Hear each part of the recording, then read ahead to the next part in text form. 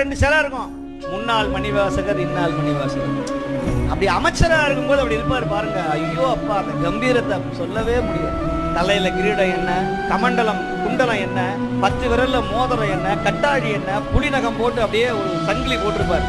அப்படி நெஞ்ச நிமித்திட்டு நிற்பார் பாருங்க. இப்படி பார்வை, அந்த நேர் கொண்ட பார்வை, திமிர் கொண்ட நெஞ்சு.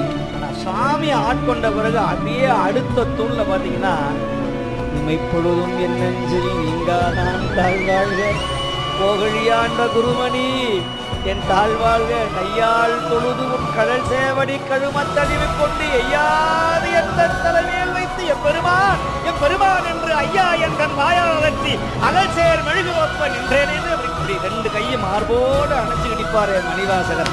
அந்த மணிவாசகரை முதலமைச்சரா இருந்தா கூட இந்த பெருமை வந்திருக்காது. ஆண்டியான் இந்த மணிவாசகரை அகிலம் முழுக்க காட்டினான் எங்கள் சிவன். நீங்க நினைக்கிற மாதிரி கிடையாது.